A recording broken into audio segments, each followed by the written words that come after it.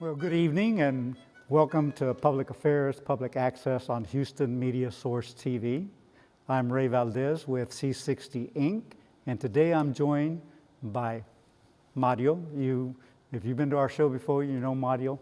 He's our regular co-host here. Gene Preuss, our producer, is kind of hanging around here and giving us cues and distracting us. But he'll be back hopefully for our next show. But let me introduce you to our guest today. I'm going to start with Isaac Rodriguez. Yes, sir. He's a local DJ. Right. And Magnolia Grown. So any of you guys that know Magnolia Grown, he's got another name. Jesse Rodriguez, also known as Magnolia Grown. That's right. So how do we do that? How do we wind up with two Rodriguezes? There you go. We're all over the place. Well, it's because we're talking about what? Latino art. That's Latino art. That's how. That's right. And it's one of those things where it's really interesting because I started my art career as a kid in Clayton Homes. And my first brush was at the Settlement House. Do you guys know where Russ Settlement is on Canal? And it was Felix Fraga that used to cart us back and forth from Clayton Homes over there. And, it was watercolors, right? And, Yes, so I kind of got hooked on it. But, unlike you, my career didn't quite pan out, right? But, and I know that Mario also is an artist. I've seen a lot of your work. You're very talented, Well, as a young person, I did a lot more art. And back then, I had no control over my stutter at all. I still get stuck on words here and there, but back then it was bad. So the only way I had to get my thoughts out was either I paint it, draw it, or I write it. So I was like head of the school paper, and I got to do a lot of art around my high school. Yes, sir. Did you start in school as well? No, actually, I was born an artist. Everyone's born an artist. That's a quote by Picasso. It's just if you pursue it. It's because he never saw my art. As you notice in school, since kindergarten, all the kids are painting and drawing, and as you get older, you find yourself, and then all the stories that I get now is like, I get older people coming to me and say, I could have been an artist, but I had to go to work after I finished. So their careers had stopped, or some people carry them on. And I'm a local Houstonian, Magnolia Park resident, 55 years. I was born in this community. I think I was the artist of my whole family, and my parents and my family saw that, so they invested in me and they said, you're going to college. So that just put everything on top of me. They're like, okay, not just that, I was the first one to go to college out of my whole family generation. So it was a lot to hold up, and I did it. I did it because of the support from my family and my parents. Working double hard to put me through a real college. And the sacrifice was there, and here I am. Where I stand today. And you studied art. Yes, sir. I studied art. I graduated back in '91 from the Art Institute of Houston, one of the original places down on Westheimer. One of the first Latinos, really, too, because it was all, Americano, Afro-American, Cajun, and there was two little Mexican people there that, Latin, can barely afford to go, but we were there, and it was a privilege, even just to go there, So that was my challenge too, also. Oh, that's fantastic. Yeah. Isaac? How's it go? Oh, as far as me, art's been in my life as well. My dad painted cars. He painted lowrider cars. So to me, that's a form of art. It's a beautiful form of art within the Chicano community. My older siblings were into music. which is my art form. I'm a musician and a DJ. So I've always expressed myself through music and through DJing, creating spaces in the community that empower young brown people. Okay. So. And did you just learn your trade in the community, or did you also study? Yeah, so I'm self-taught bass player, self-taught DJ. And the reason why was, for me, what's always pushed me into expressing myself through art was the lack of, right? Like, my friend needed a bass player, so he gave me a bass, and like I had to learn it, right? I wanted to go experience these different types of cultures, and they weren't there, so I had to go out and do it myself, which is why I started DJing. Excuse me. Because there was a lack of this type of music in this community. So, hey man, I'm a DJ, I'll go and push it. I'm in a band, I'll start playing it. So that's what's always been the thing about me. You know, I've done art, the lack of, I also drew for a little bit. I was an inner city kid into graffiti and into the big murals that are all around town. And a lot of the guys that I grew up with, they're now some of the biggest muralists in Houston, and we all started out together like spray painting on walls in the inner city, you know what I mean? Yeah. So, I mean, I'm just a 100% kid that grew up in the barrio, you know what I mean? And grew up to just want to create a better place than I had when I was young, you know what I mean? Create these spaces where instead of a kid wanting to go and tag on a wall illegally, hey, maybe we can have our own headquarters in the hood where we provide a wall for you to come and paint on to get started in your artistic career. So that drives me to my next question, which is, there's a lot of DJs out there that are creating their own music. Is that something that you also do? So I don't produce. I don't create my own music. I played in a band that I've recorded albums, but as far as DJing, I don't really produce. I kind of just play other people's music. Okay, you that's know. cool. But Isaac, I know that you know some of the deep, roots of what music is here in this town. Can you speak more on what you've done there as well? So as a DJ, I got into record collecting, right? Because DJs collect records. Excuse me. What got me into record collecting was my grandmother. She retired. She had an estate sale, and she gave me her record collection. Well, these records were just a bunch of old Tejano and Chicano bands from the 1960s from all around Houston.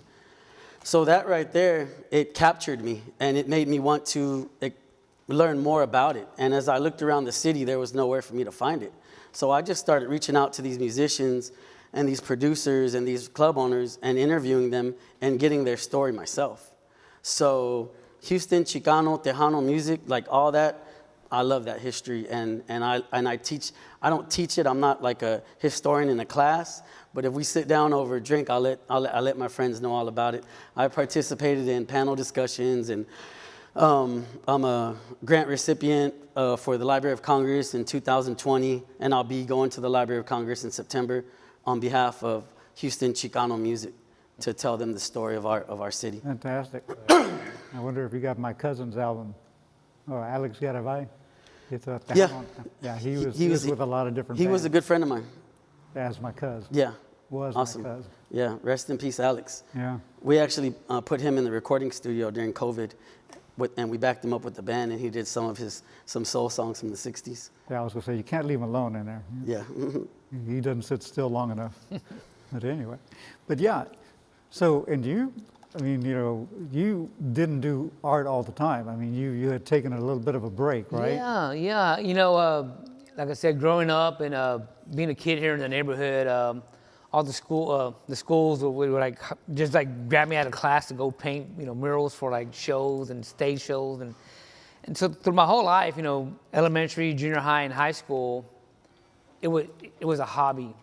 But then I went to college, and then after college, right in 1991, that was the break of a computer, that did the worst graphics wasn't even invented yet, and it was just a computer that did letters and numbers. There was graphics, no pictures, no photos, no internet, no www. So I started with that evolution. And so I'm in school getting ready to get our portfolio review ready for our graduating class. A portfolio review is where you get all your work for the past 3 years that you created. And then we have a show with a couple of artists that survived the 3-year program. And then the school invites all these big corporations and design firms and advertising agencies to come see our work. And that's where we get our jobs from, right? So before that, we're getting ready there at the school, at the college, and our dean interrupts us, and he's like, I got some guys that just came in. They're from Silicon Valley, California, and they just want to talk to you all for 10, 20 minutes. Can y'all take a break? So we all took a break, about 15 of us artists, and they bring out this big old box and this big old monitor, and they turn it, it's all green, all old, brand new. It was new back then, but it's old to us now, antique, vintage. And they all come out. They got black sweaters on with blue jeans, and this is the future. Macintosh and all this, and we're kids, we're young, 19 years old, and this is the future. It's like right now, someone comes in here and tells us that, it's like, yeah, all right, for 50 cents a share. Oh, wow. Oh, man. And we're like, me and my friends, we're like, we can even buy us a Coca-Cola out of this machine, we're starving artists, and if I would have bought 20 shares, Oh, yeah. I wouldn't be here sitting here talking to y'all, I'll be Well, calling thanks. Isaac from my island, Oh, no. But there's opportunities that come, and we don't know about them. But anyways, so after that, I got hooked on the computer. Sweet. I did graphics from 91 to 2015, never touched a paintbrush again. After 2015, I come down the street 2 blocks down to visit my parents. I was stressed out from work, meeting deadlines, and I'm stressed. And I stop here 2 blocks down at my parents' house, and I see these 2 big old trucks. Nice trucks, $90,000 trucks. And I'm like, who's here? My brothers are there, I'm like, wait, something's wrong, I'm the one that went to college, Talking to my brothers, what do y'all do, man? They got their $3,000 ostrich boots and blue jeans and Carhartt shirts and cowboy hats, and we're in the oil and gas field. Like, oh crap, okay. I think that's where I need to go. Oil and gas. Oh. Yeah. My brothers, they didn't get to finish school. They got their GEDs, though. But, I tried to put 2 together. I'm like, wait a minute. I'm working my butt off, stressing myself, making good money still, but my brothers are working comfortable and making way more money than me. I go, take me with y'all. Let me see what y'all do. So I saw what they did, got into the refineries, and like, man, I want to do, let me get a little piece of the pie. And I did. I saw what they did, and they were just taking pictures, and writing reports, and I'm a designer, I'm a photographer, so when my brothers did their reports, they're all black and white and stuff, and then I throw mine, and mine's all full color, like a brochure to a corporate gas company, right? And I go, here, turn that in. They turned it in, and like, who's this? Goes, oh, that's my older brother, and we want to hire him. So I got into oil and gas in 2015. I did it for 1 year, 2 years, 3 years. 2016, 17, that's when the oil boom went down. And I'm at home, no work, no job. I didn't want to go back to the graphics, too stressful. Brought those problems to home, and you shouldn't do that. Keep your work at work and your home at home. And I was at home, right? And my wife got tired of supporting the whole family, right? And I understand that part, And I go, man, what do I do? What do I use? I don't want to go back into graphics, So she leaves, and she slams the door, and an old painting falls off. An old painting from in high school. And Yeah. I'm gonna start painting again. There So you little by little, I privately started painting in my garage. Started painting, and a couple of weeks went by, and by a month, I had this beautiful painting called Sunday, which is the 64 Impala. Oh. And that was my first painting after 30 years. And brought my family, my kids, well, they're not kids, my daughters at the time was around 29, 28. My son was 20, and they never knew I painted. Never knew I painted. Like, you're really an artist? I'm like, yes. And after that, awesome. it was like the rest is history. Everything else I've done now is because of that, that motion, that movement, that Nice. time. And so, for the both of you all, what is it that you hope that your art gives to our community? What is it that you hope that folks take out of it? So for those that don't know, I'm in an organization called Chicano Boulevard. Chicano Boulevard is a movement, and we're also an umbrella term for different cultures within the Chicano community. Lowriding, Chicano soul, the history of Chicano.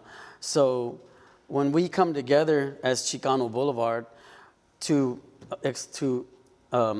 embrace the arts of the Chicano culture, 100% we're hoping to inspire the next generation and empower the next generation. And through that, we hope that the next generation looks into their history, looks into our heroes from the Chicano community, from the Chicano movement, and realize that we have a powerful story, a beautiful story, and a strong story. We've been, Chicanos are a marginalized people, and one of the reasons why I started Chicano Boulevard was because of lack of space. I felt like there wasn't a lack of space that represented where I wanted to be. I can go to this community and experience lowriders at a car show, but it's not a full-on Chicano celebration of community. I could go to this show and go see live music, but it wasn't a full-on celebration of everything Chicano. So when you go to the Chicano Boulevard events, we have the vendors, brown-owned businesses. We have the music being played that's, Chicano music. The lowriders are there. The style of dress is there, from the Pachuco era to the way kids are expressing themselves today. We have Chicano skaters come out, Chicanos that are in punk bands. And for us, it's just beautiful to teach these kids that what they're doing as brown people is beautiful. And no matter how we see ourselves, how we identify as Chicanos, we want to celebrate with all raza from across the board. We're not discriminating. If you don't identify as Chicano, great, but we do. And we're welcoming everybody of all ethnicities to come and celebrate with us and experience the arts that came out of the barrio. These arts, this culture was born in the streets of the barrio. That's why it's so important for us to be in Segundo Barrio, to be in Magnolia, to be in North Central, because this is where these cultures were created. I grew up hearing stories about the Pan American Ballroom, where the music was played by teenage Chicanos in the 60s. Mm-hmm. And for us to throw our first Chicano Boulevard event right around the block on North Main and Hogan, to me, that was spiritual. It was sacred, because this is where my parents met each other at. This is where they were married. This is where my grandparents went and talked to the hall and rented the hall out for my mother. 3 generations of my family was right there. And Chicano Boulevard is a representation of that. We're a representation of Houston. We're a representation of Chicanos. And we're just here to empower the next generation. And is that a recurring event? I started the organization 3 years ago with the co-founder, Robert, Freedom at Funk. He's also a DJ. And we've been doing it for 3 years, maybe throwing once or twice, sometimes 3 times a month. After 3 years, we went for the summer. We're going on a little hiatus, but a hiatus for us is a month. You know what I mean? Because we've been working so hard to push this movement.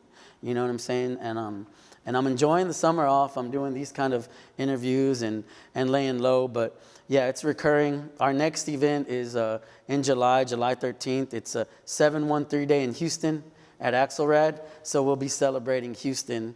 And we were asked by the staff at Axelrad to go out there and showcase Chicano Boulevard and invite some of our close friends. We have the first Chicano rapper in Houston. His name is Grim from the Southeast. He'll be performing. He doesn't perform often, but he'll be performing. We have Meaner, a local artist who you've worked with several times.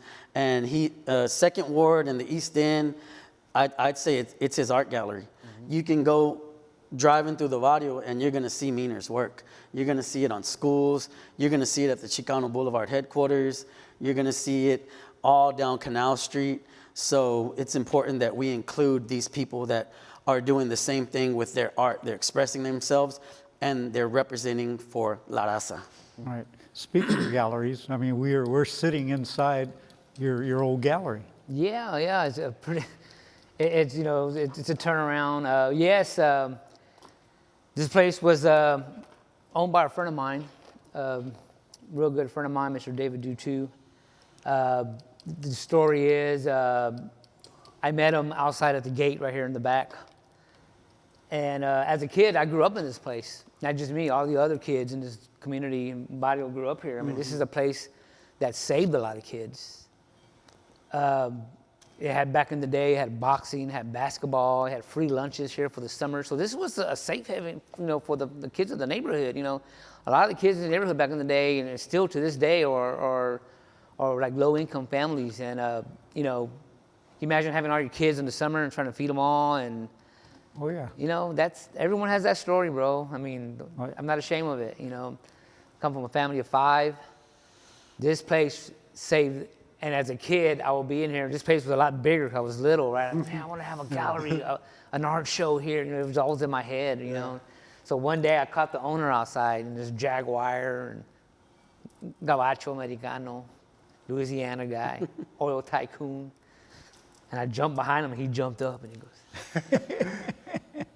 I go, sir. I started talking, my other language. I go, hi, sir. I go, here's my business card, and talked to him real nice. And he stepped back and I just want you to give me 2 minutes of your time. And he goes, all right. And he locked the gate back there and locked his car. All right. He goes, what could I do for you? I'm like, well, no, I just stopped by. I go, I heard you're the owner of this building. But back then, this place was just a warehouse for him, It was one of his warehouses. The place looked nothing like this before I met him. And I told him my story, me growing up and what I did here. And he goes, nice story. And then the last, I just told him, well, I'm an artist. And people like that, with a lot of money, and you see movies too where these people go, "Oh, you're an artist, I want to pick you up or something. Let me see your work and all this." So I started showing him all my work, and he was amazed. So he opened back the gate up, and we came in, and I go, "You mind if I look? I haven't seen this place like in 20 years, I came back in here, and it was all warehouse. This was a warehouse of Blueprint. He was a owner of a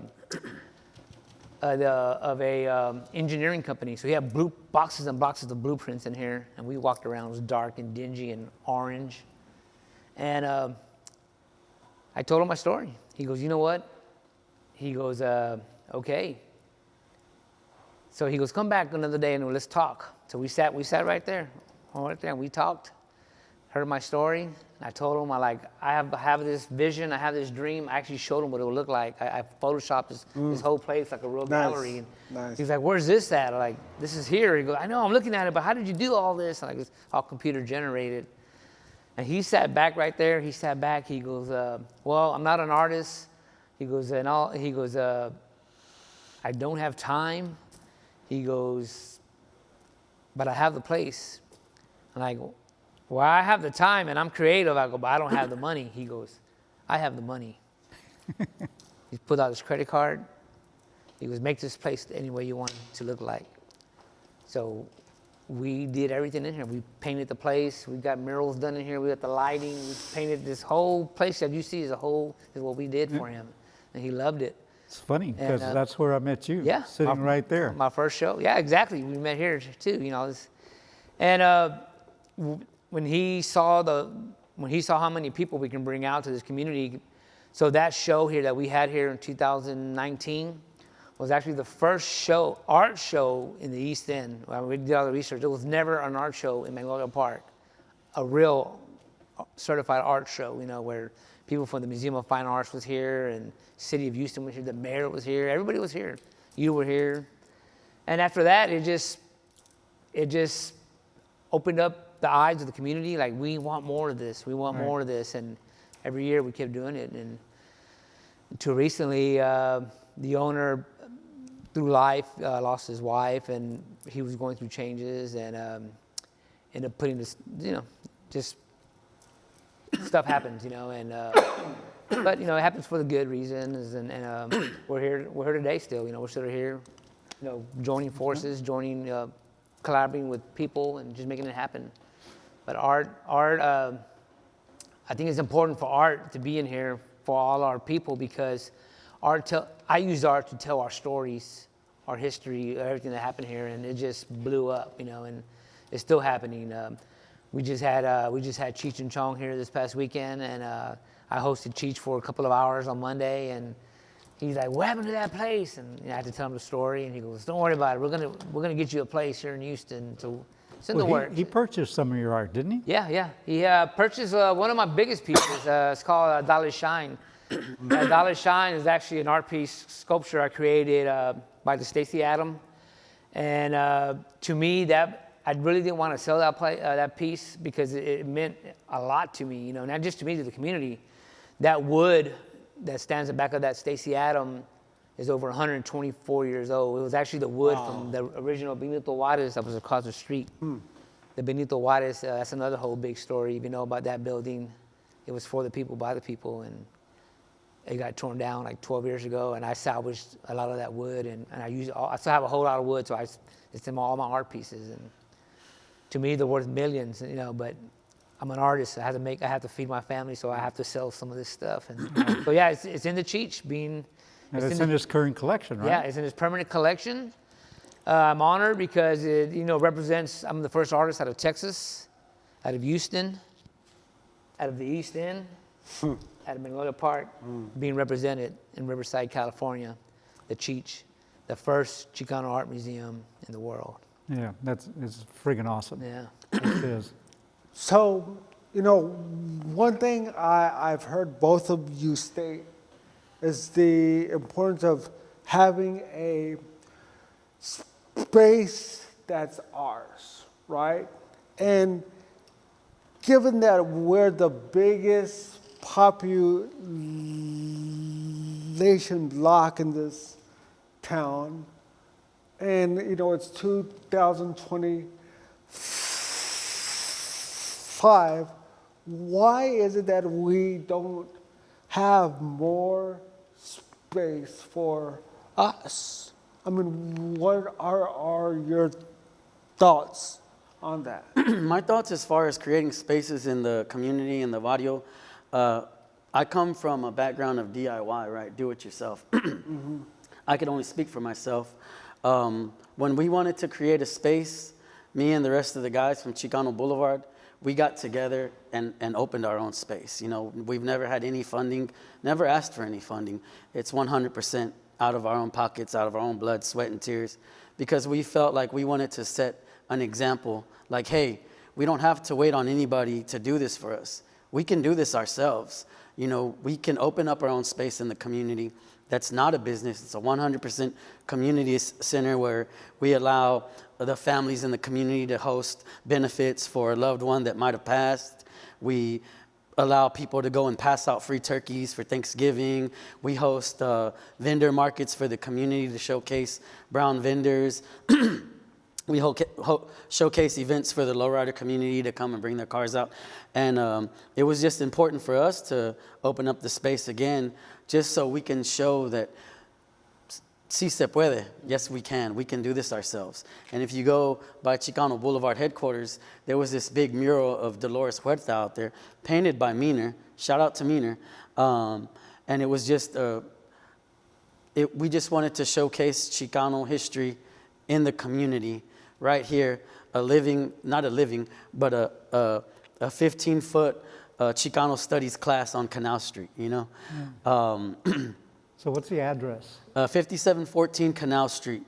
And the idea behind that was, hey, let's showcase this powerful brown woman in the community, right? Well, as we put the mural up and it was up, you wouldn't believe how many people from the community would drive up to us, adults, and say, hey, who is that right there?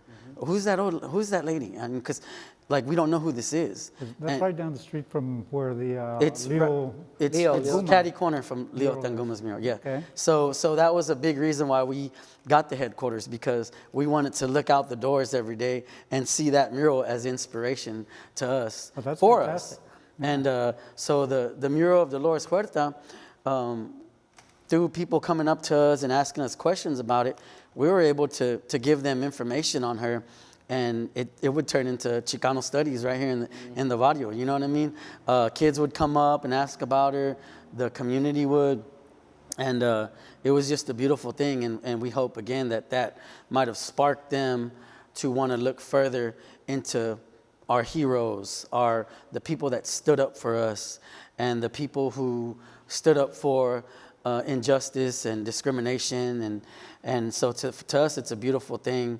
And going back, I'm sorry I went off to what you said. No, that's cool. But yeah, so that's what was important for us. We didn't have another option. We had an idea, and we felt like we wanted to execute this idea. And I hope that would inspire others to do the same. Start building. If you can get the funding for it, great. But at that time in Chicano Boulevard, we wanted to just showcase what we can do when we come together. Absolutely. Yeah. And Yeah, great information, Isaac. The thing is why we don't have a space is when I started Magnolia Grown, which is being the artist of the community, I just didn't use that, being an artist. I used all my background of education, business. I also have degrees in business and marketing and advertising. So I used all that into what I did Magnolia Grown with. So when I brought Magnolia Grown into Magnolia Park, I wanted to bring the professional images for this community. What I meant by that is I did it for Fortune 500 companies, Exxon and Pennzoil and Costco's, and I made them, come up with a nice product. I'm like, well, why can't I come up with a nice product for my neighborhood, a quality product? And I did. I started using. I had my own clothing line here, and started studying some art, and I was helping the community. But it just didn't bring that. It also brought pride. I did it because back in the day, Magnolia Park, if you said you were from Magnolia Park, you didn't want to be from Magnolia Park, We were always dark shadowed sky, black, cantinas everywhere, early pregnancy, school dropouts. which is where you put one of your murals on the street going back behind the park. Behind the park, Right. that mural actually, I came up with the concept and I gave it to another company, and they're the ones that did all that. That was the project with the Easton Management District and another mural company.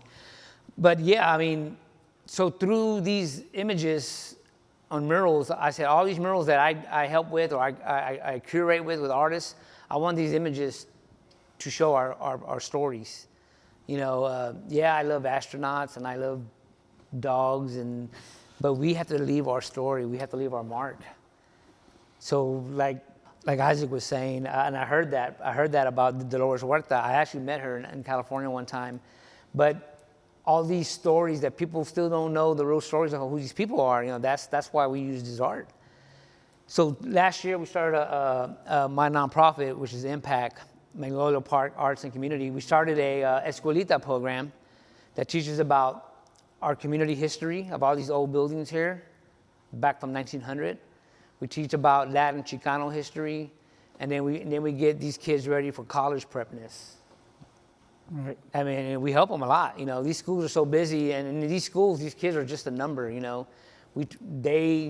This program took off this year.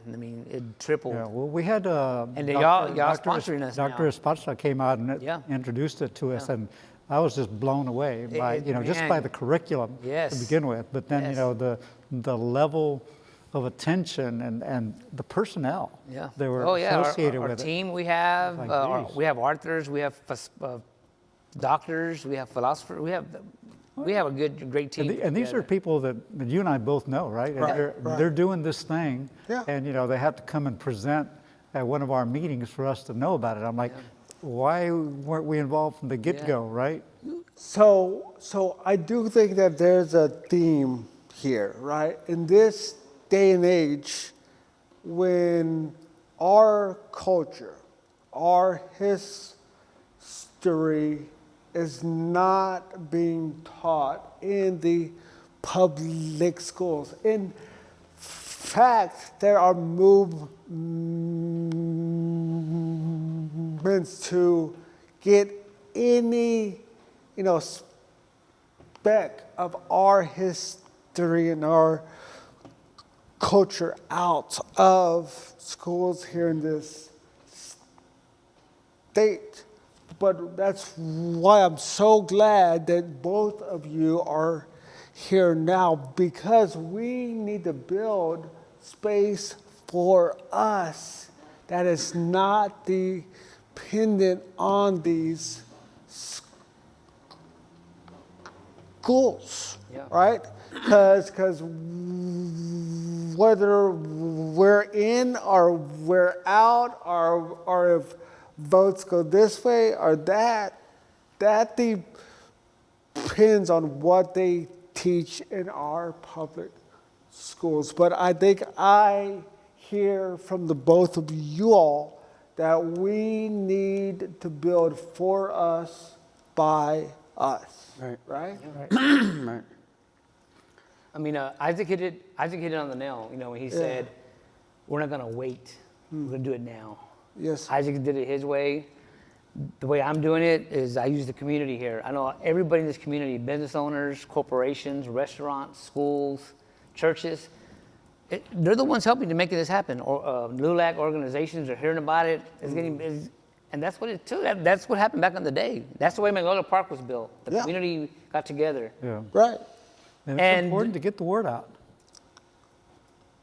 Excuse me? It's important to get the Yes, word out. sir, I mean, it is.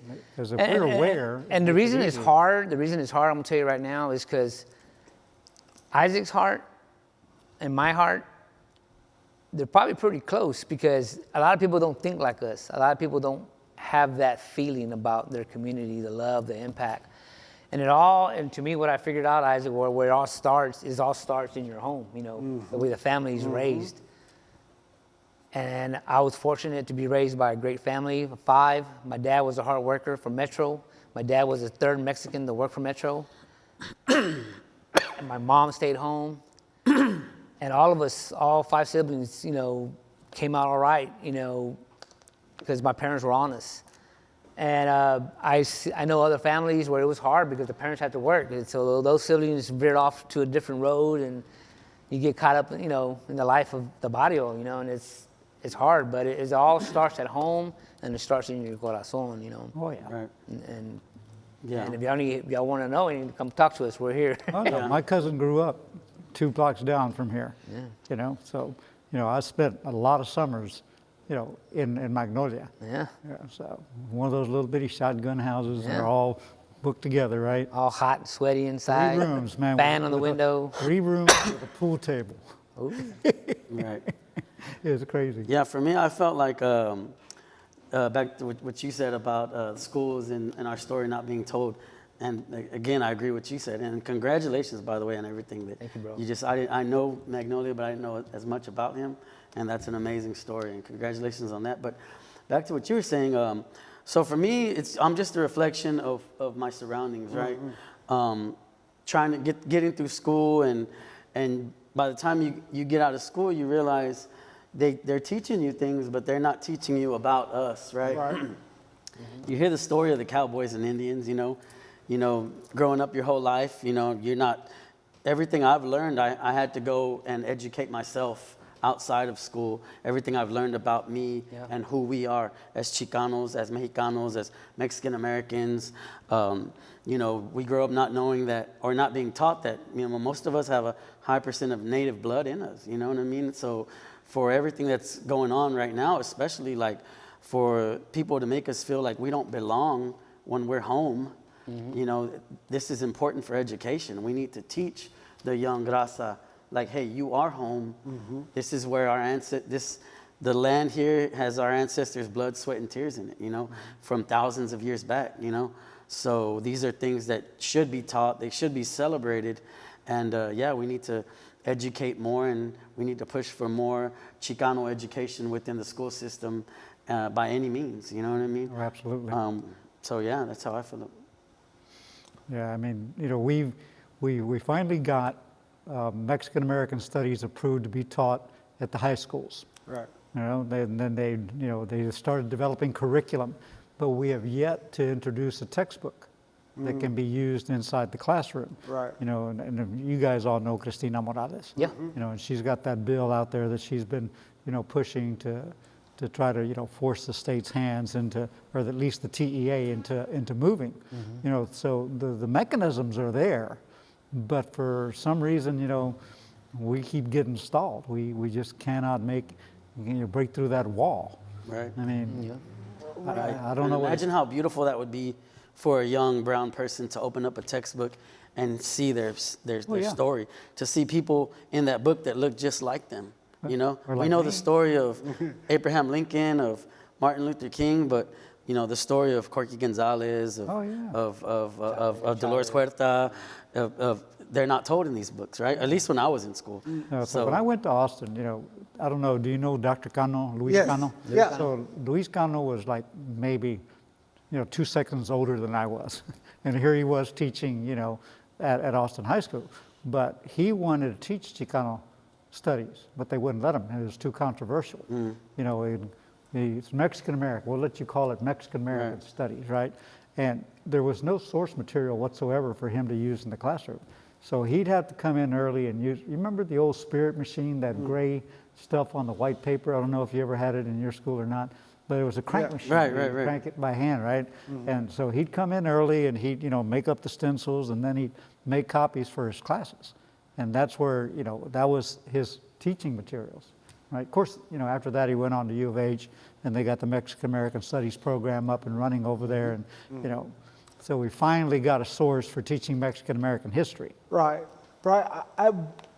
And all of that is like great, right? I know my first exposure to our history, culture occurred in a college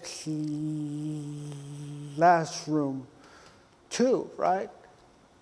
But how can we get that out in front of young eyes and have that be absorbed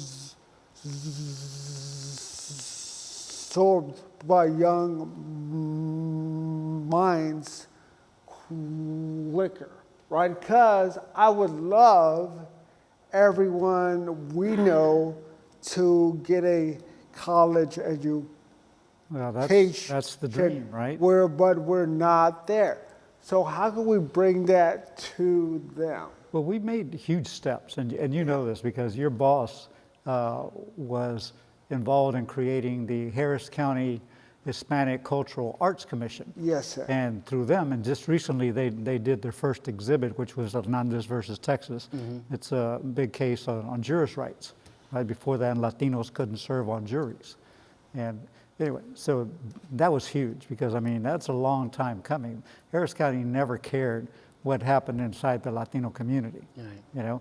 But now we actually have a commission, and these guys are helping to push our history out, you know, in a lot of different ways. And this thing, I don't know if you attended or not, but it was very well attended. You know, a lot of people came out. It was a really cool thing. But, you know, one of the things I'm working on, which is the LULAC Clubhouse, the restoration, is, you know, since we've been in Houston since 1934 as a LULAC Council, we've got tons of history to display, and we want to be able to use the clubhouse as our gallery. You know, we want to be able to put, you know, physical art up on the walls. You come up with your phones, you know, scan the QR code. We want to have big video displays that are interactive. You can come up, you know, and just kind of touch and scroll through the history. You know, we've got digital timelines that we've introduced for both LULAC Council 60 and for LULAC National. So, you know, we're trying to move into the digital space, right? With LULAC, because everything was analog. And so now, but again, how do we migrate these source materials into the classroom, into the hands of academics, into the hands of researchers, into the hands of kids, right? Yeah. It's just like you said, it's do it yourself. Right. You have to go out and do la escuelita, Yeah. right? To start introducing them, because you never know where that spark's going to come from, where someone's going to pick that ball up and run with it, right? So we just go at them a little at a time, and we just keep picking at it and hoping that something bigger will develop. Yeah, and that's the goal with us. We host this event called Vadio Love, and whenever we host it, you know, we make it fun for the kids. We make it fun for the community. We bring out the lowriders. We DJ, but we also have a booth there that is giving away books and pamphlets and information on Chicano studies and Chicano history. The Brown Berets are there giving away info on, you know, the Chicano power movement. We've even had the host of Nuestra Palabra, Tony Diaz. Tony Diaz, come out, and he had books and information. So I feel like through Chicano Boulevard, we can be a gateway to these kids, just a gateway to finding out more about yourself, right? Like, wow, this is Chicano Boulevard, man.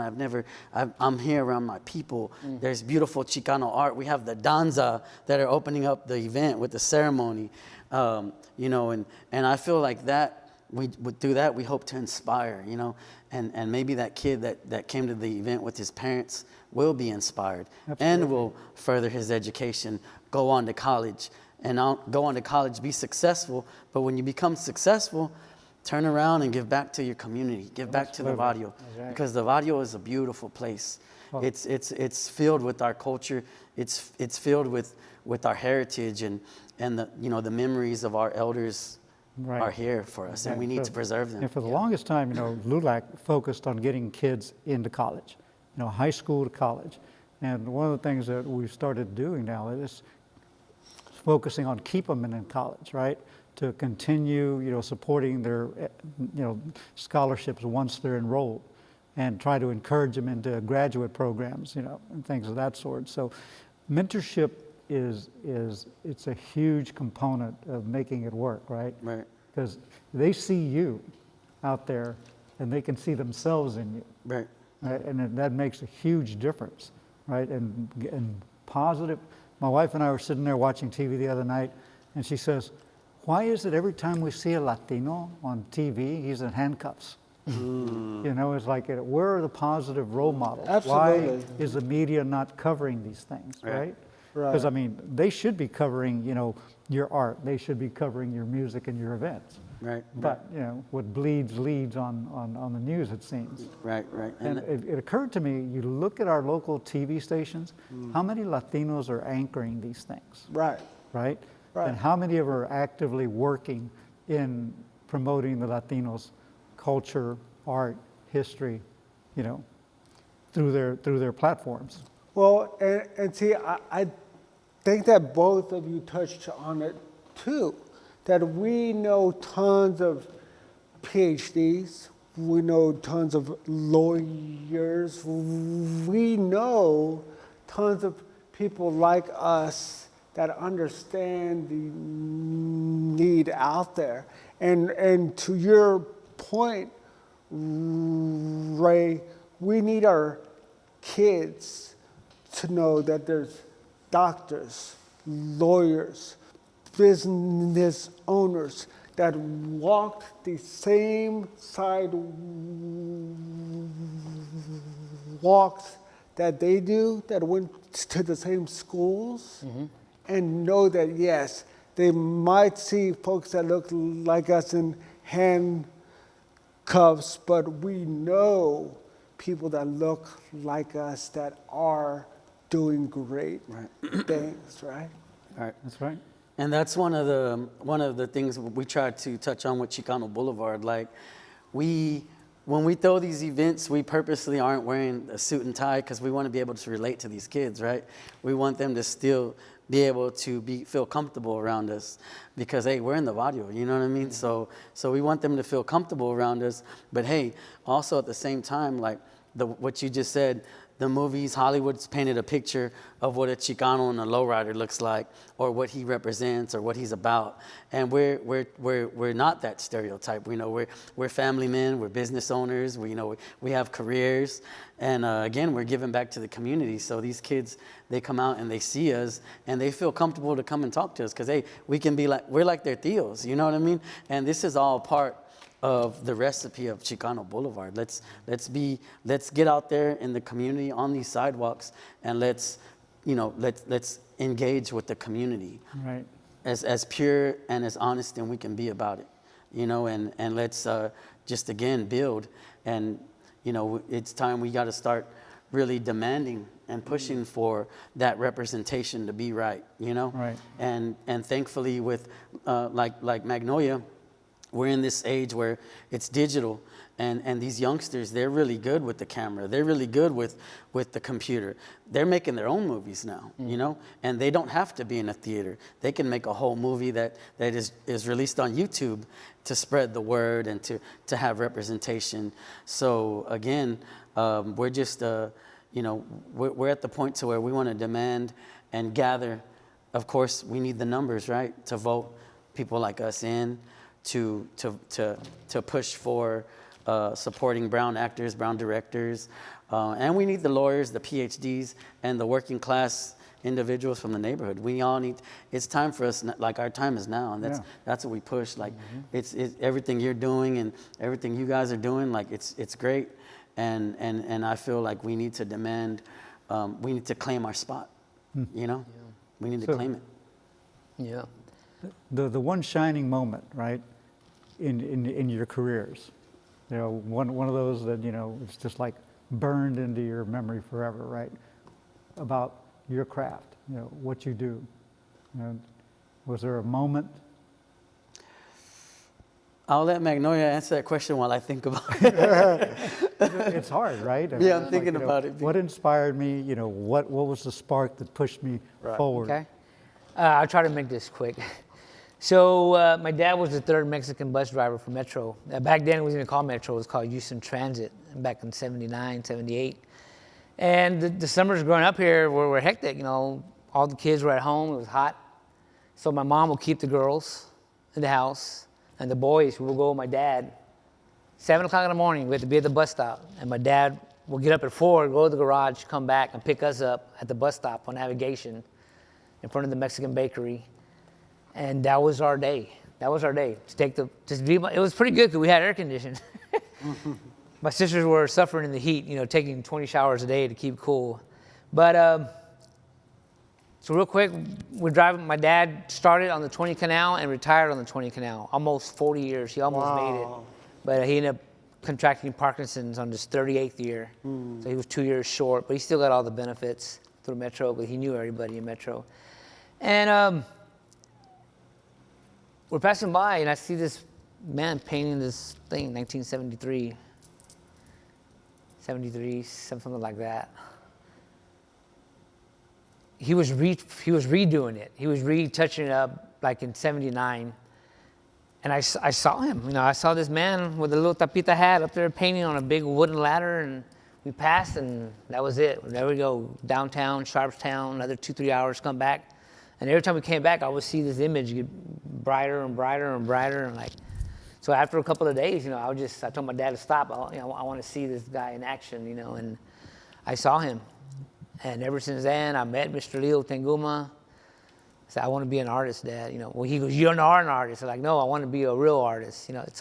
Growing up, an artist doesn't appreciate, they can't say I'm an artist until you're officially an artist. I don't know when in time you say that, but there's a time that it clicks and says, I'm an artist, And for many years, we lost contact with Leo Tanguma. I didn't know the story about why he left and everything. He left, couldn't find him. Until recently when Gonzo redid that mural. Okay, we did the mural.